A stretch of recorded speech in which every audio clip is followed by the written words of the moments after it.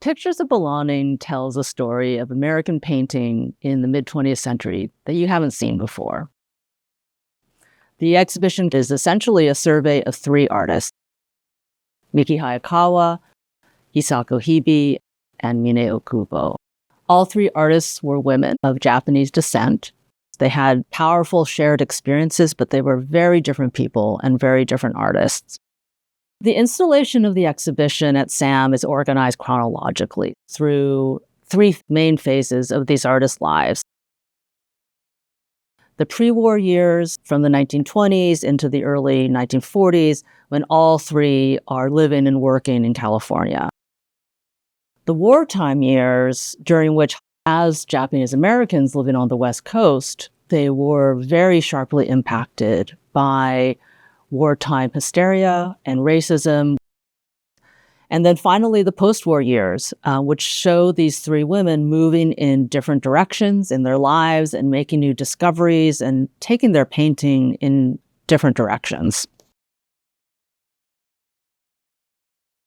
The painting that opens the show is by Miki Hayakawa, and it's called One Afternoon. It's one of a number of paintings from the 1930s that shows the same person, a man that we understand to have been Hayakawa's boyfriend at the time. He has around him a beautiful blooming calla lily plant and a bowl of fruit that is just full to the brim. It's not a formal, stiffly posed portrait. Instead, it feels like we're walking in on a private moment and that this man who's casually lying on the floor reading the newspaper, he may just turn around and look at us. But his face is turned away, and it's not clear if the relationship between the sitter and the painter is one of comfort and intimacy, or perhaps there's some emotional distance. There's a really interesting ambiguity.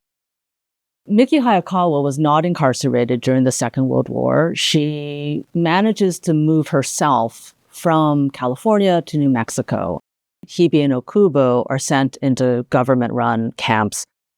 Executive Order 9066 was issued following the Japanese military attack on Pearl Harbor, and the order was premised on protecting the West Coast from Japanese sabotage, and it authorized the removal of all people of Japanese descent from the West Coast. And as a result, roughly 125,000 Japanese Americans were unjustly incarcerated in camps inland over the course of the war.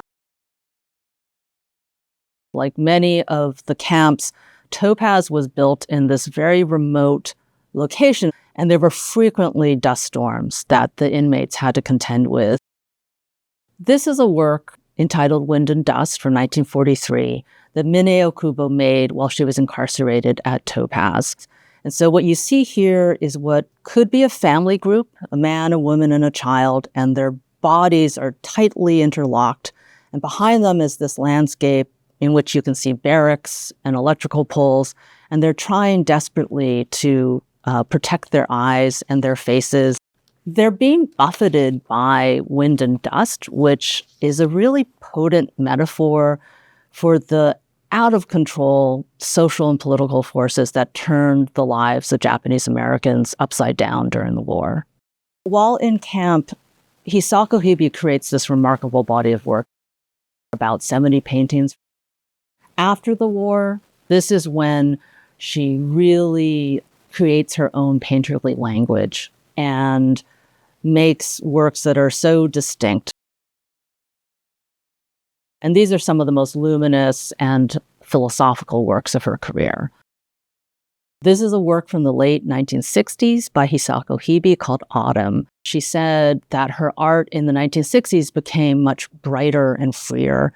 She's using a kind of gestural, lyrical brushwork that can be connected both to American abstract expressionism and to traditions of Japanese and Chinese ink painting.